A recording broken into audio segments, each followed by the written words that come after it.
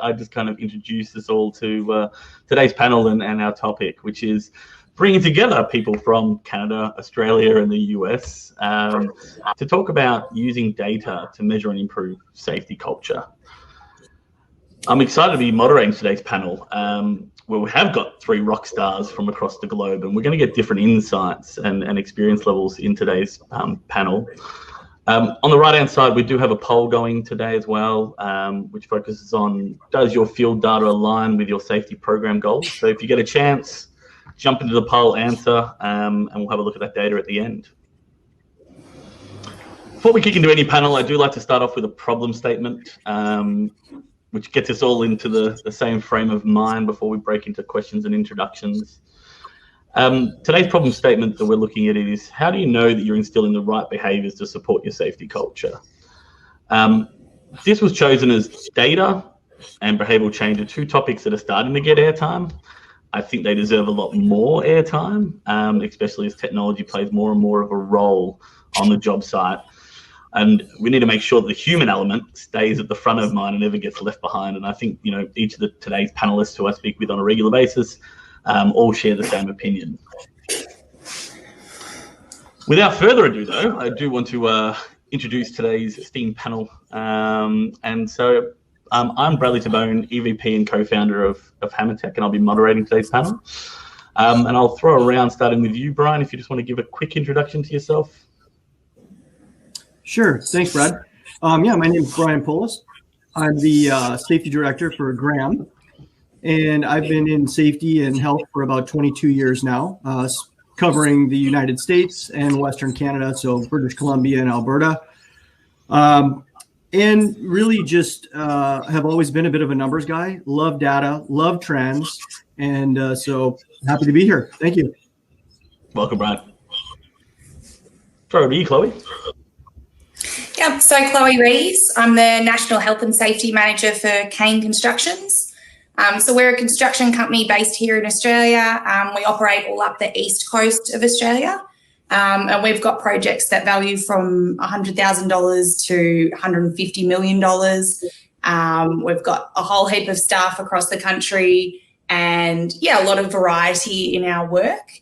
And safety is definitely a core function of our business, being a high-risk industry, and it's only an area that's definitely been growing down here in Australia. Thanks, Chloe, and welcome from Australia early morning. Thanks for jumping on. Last but not least, at the other end of the spectrum, if you're looking at time zones, Dean. How are you? Thanks, Bradley. Dean Zurab here with PCL Construction Canada Limited. I currently have a role of field operations, especially focused on safety and operational excellence. 25 years with PCL, 35 years in the business, and happy to be here to share the importance of data mining and technological control for safety excellence, Brad. Welcome, Dean. And hopefully the different accent changes between three different accents doesn't confuse those listening. We'll try and take it slow, especially us Australians, which may be hard to understand. As we kick into the panel today, there's probably three key areas that we want to kind of explore with the panel and get everyone's opinion.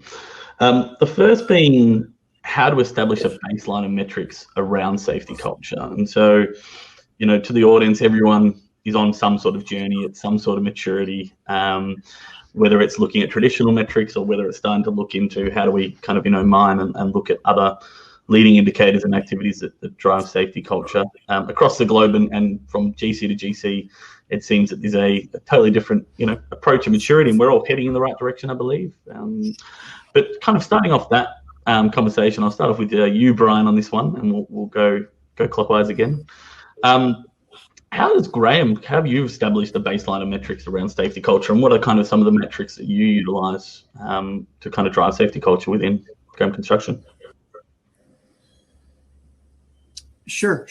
Well, I think, traditionally I would say that we use a combination of both lagging and leading indicators. I think from, where Graham's at and our perspective, it's really making sure that you measure something that's meaningful to the organization and the culture itself.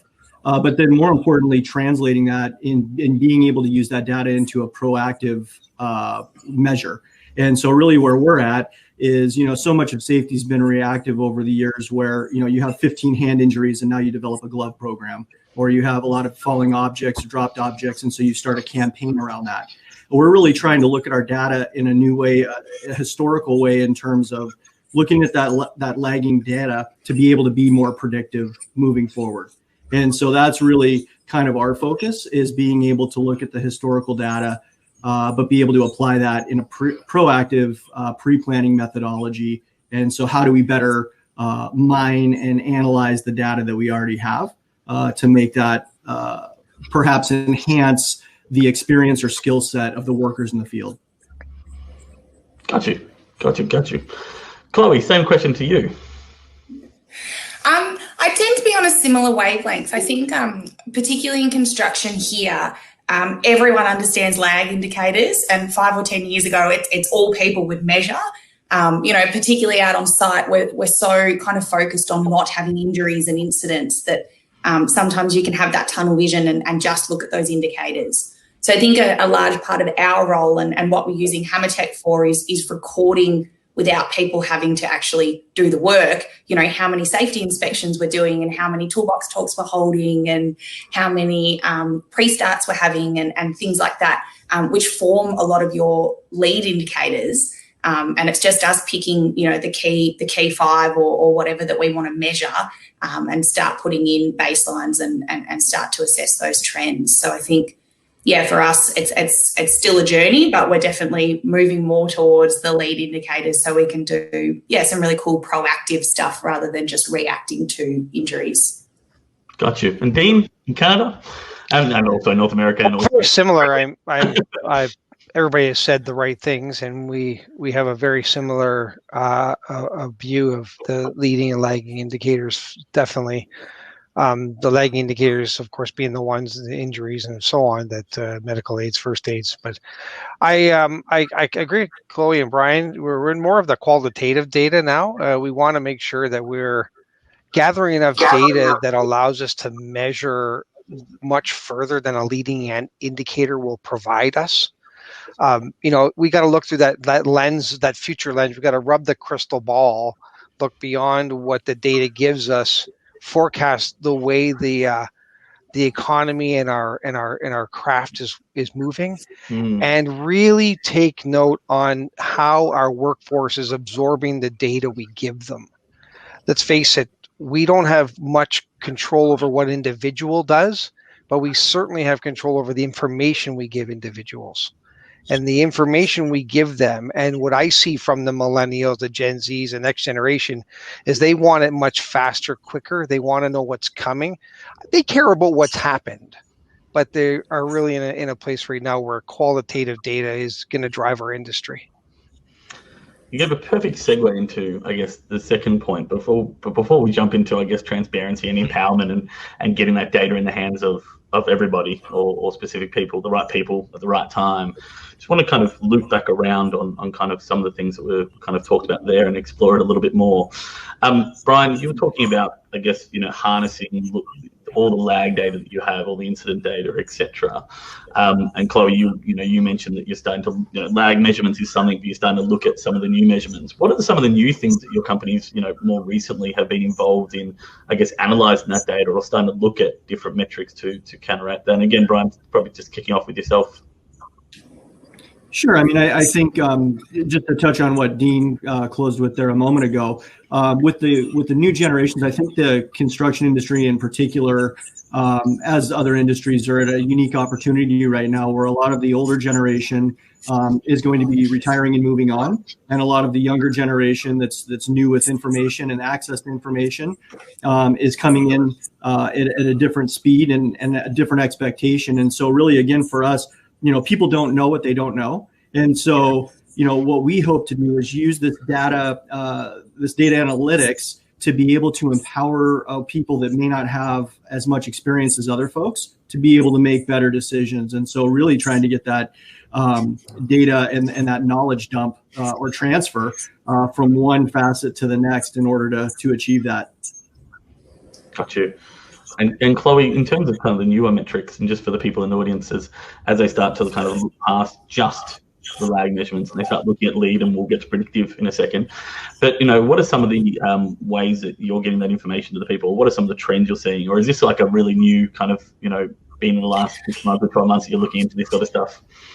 And is there any insights that you can share for people that are in that journey? Yeah, look, it's definitely still new for us. And what we've done as a starting point is just get some data around measuring what we're already doing and getting some numbers around that. So, you know, I spoke about safety inspections as an example. That's one of our key items that we use to identify hazards on a job site.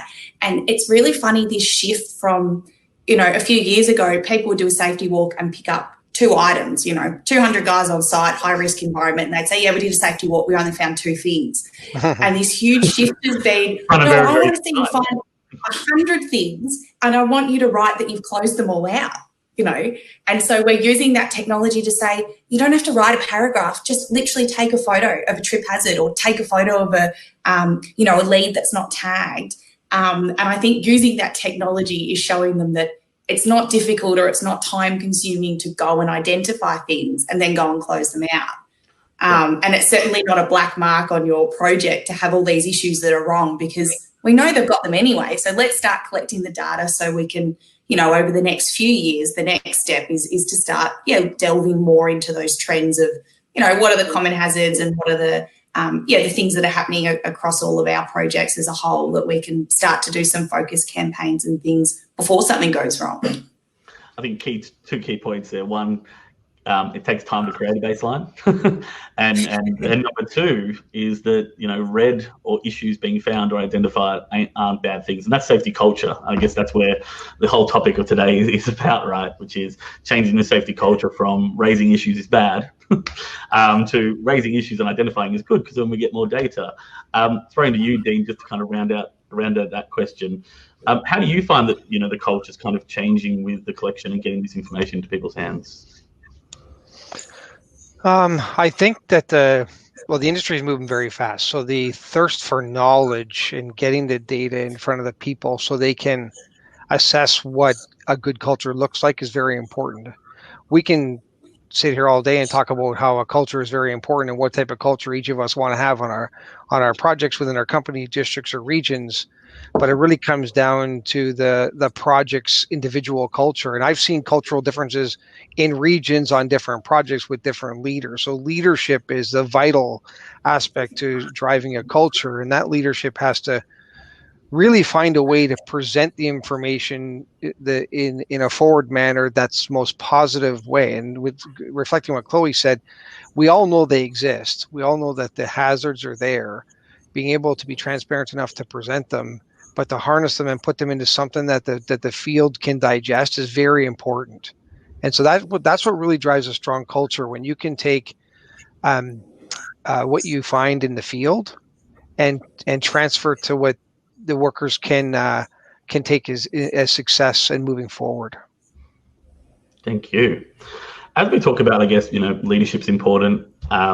Getting people to understand the collection of data is not a bad thing. Transparency becomes really, really important and is becoming more and more important. Access to data, which we've spoken about before, in terms of, you know, probably real-time access to the data. So, you know, starting with yourself, Chloe, this time around, how much transparency does Kane Construction provide, you know, the project management staff and the workers in terms of, you know, access to data? What sort of data do they have access to, and how important is that? I think in particular, the project data, it's so important to be 100% transparent with all of our site teams and staff, because, you know, there's no point hiding an injury or an incident or something that went wrong on one job when it could be a lesson learned for another. Yeah. So I think we're very aware of that, and it's not, you know, gone are the days where you don't want to tell people you had an incident because it's a black mark on your company's name, or it shows that you've got issues with your safety system. So I think transparency for us, we like to think that we're as open and transparent as we can be.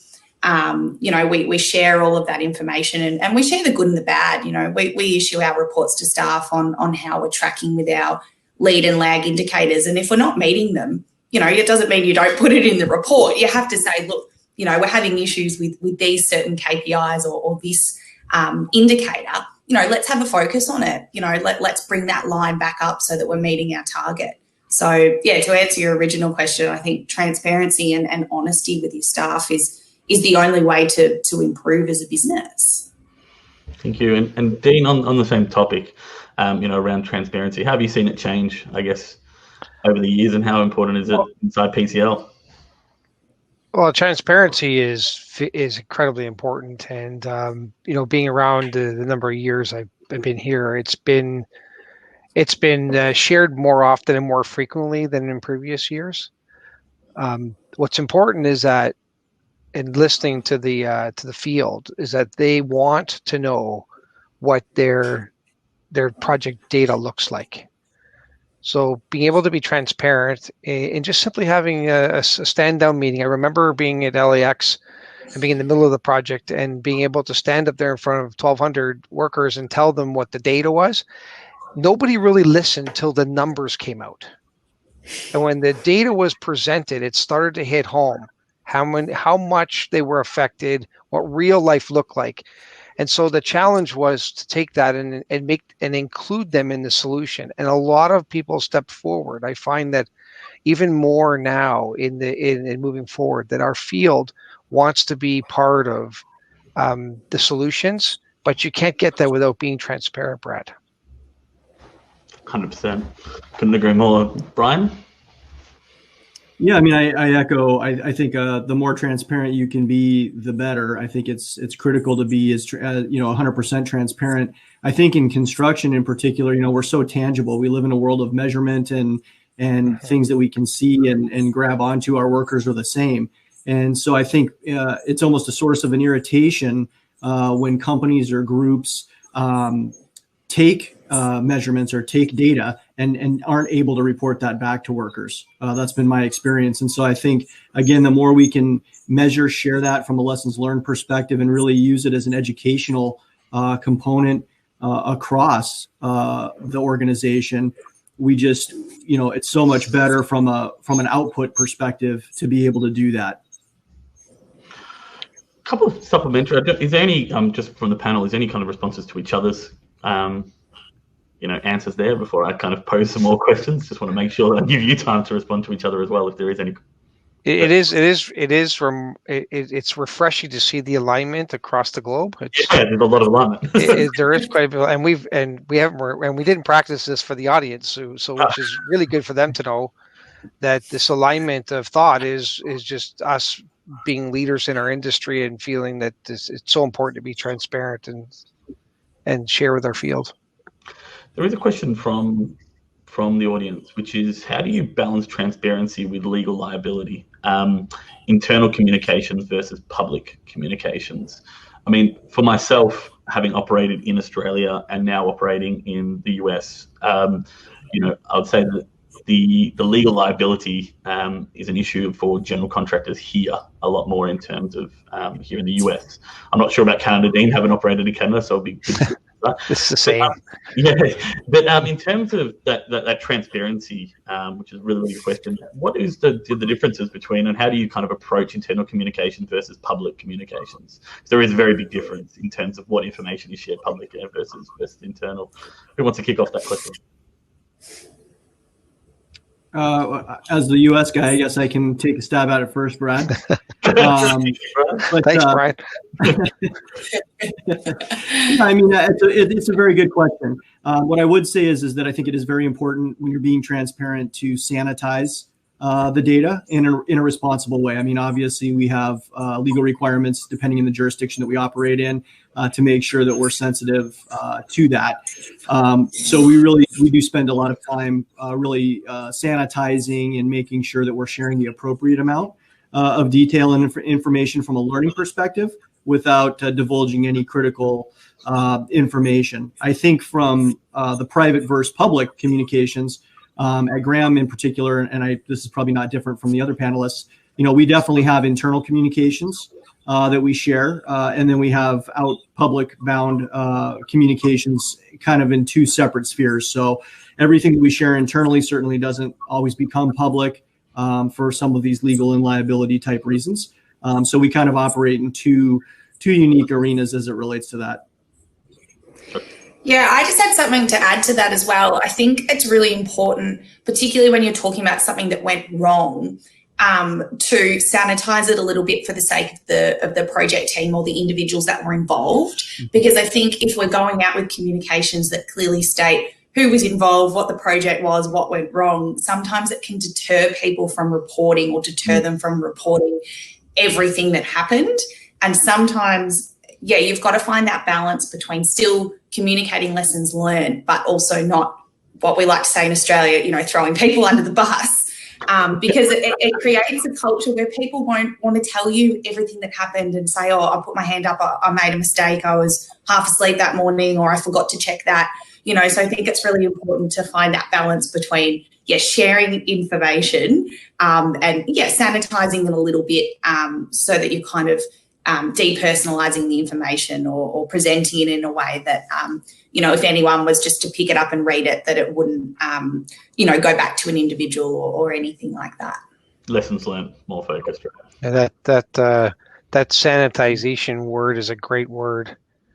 And I believe I agree totally. We have the responsibility to share, especially in some major instances. Social media travels so fast these days. When there's a major accident, for us to talk about it in some sort of depth gives us the transparency that we're sharing. It also, and it is very slippery slope. And I agree with Brian and Chloe that, we got to be careful of the speculation that occurs when we start sharing, because people start assuming that certain things happened that really didn't. And we've all been part of misguided information. So we're very aware of it and gentle, but we have to share it. I think that's a good point, Dean. Sorry, Bradley. I think that's a great point. I mean, we do work hard to also filter the information in a responsible way. So, we always preach respect the process, and so much of the lessons learned process is really making sure that you have all the facts. And that you're only operating within the facts. So I think controlling the flow of the output is also a critical component. We don't want to overshare or share too fast and then overstep and have to retract. It kills credibility, but it also creates confusion, and it's just a bad look. So I think, really making sure that you take the time to be disciplined in how you go about sharing is also really critical from just a time perspective. Indeed. And Lance Murray, thanks for that question. It was a good discussion, and just kind of round out that one. It's funny in the current age with technology, and you talked about it with social. I was having a discussion with a regional safety manager in Texas with a client, and he said social media is amazing in that it keeps us transparent and it keeps us honest as general contractors, but at the same time, if over information is shared, i.e., images of the individual hurt, exactly, imagine it from their family and friends' perspective, that you're trying to hold people account, but you've also got the impact of that individual as well. So it's kind of that balancing act that we're doing at the moment. We do have 3-4 minutes left, so the last question is going to probably keep it tight to a minute each, and then a quick response. If each of you were to go back, and it's just a way of framing it, if each of you were to go back to either the start of your career or Dean, I know your career's been going for a while. Go back a decade. How do you believe that the new baseline of data that we're using, or even just the same lag measurements but a different approach to it, and 10 years of kind of utilizing it and coming up with projects and curriculum around it?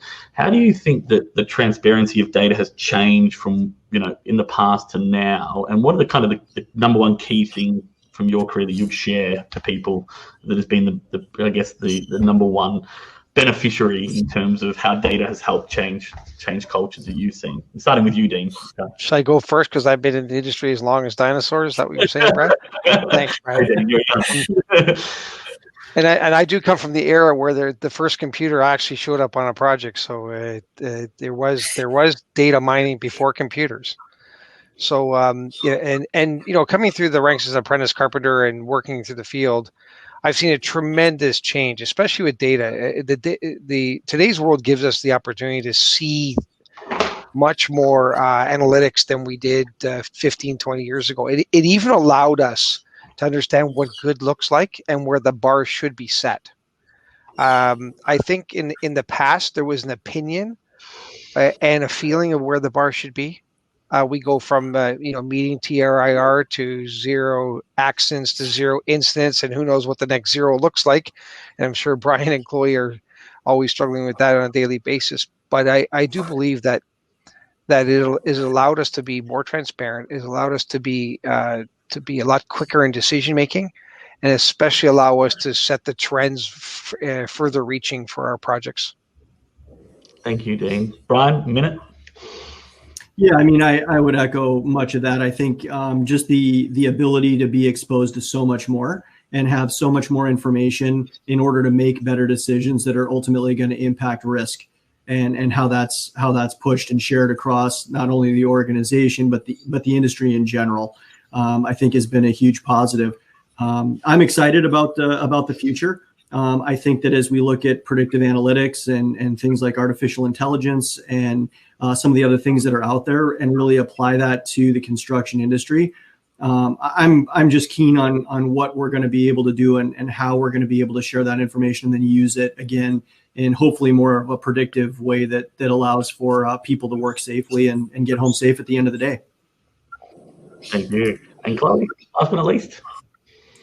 Yeah, I just think it's incredible how far we've come in the last 10 years since I started, of hard copy folders and having to go out to a yard or a warehouse to find a copy of an incident report or things like that. If that's what we can achieve in 10 years, I think, the next 10 are going to be really exciting. And I think the biggest thing for us is people embracing technology. Over the last few years here, it's been so pleasing to see, particularly some of the older people on site, or the people that you think, oh, they're not going to like this change, or they're not going to like this, and they say, no, this is really exciting. I can see the benefit, and with a little bit of training and making sure that it's tailored, to the organisation, I think people are really embracing the change and using the technology to the best of our abilities, and getting so much more information and using that information to improve safety culture, which I think is really exciting. Thank you all, and some really, really great points. I mean, for me, it's just the most exciting is, as you said, Chloe, the collection of data really quickly, as you said, Brian, and Dean, the predictive, and I think the industry sharing data is something that's going to be the next power of the next decade, where we can kind of share the baselines, etc. So thank you, everybody, for attending today, and thank you, panelists, for today. If you have any questions, feel free to reach out via email. I can put you in contact. I'm sure Dean, Brian, or Chloe will be happy to kind of get in contact with anybody. Chloe, Brian, Dean, thank you again, and I hope the audience enjoyed a global discussion around safety and data. Thank you. Thank you, Brad. Thanks, everybody. Thanks. Thanks, everybody. Sure, guys.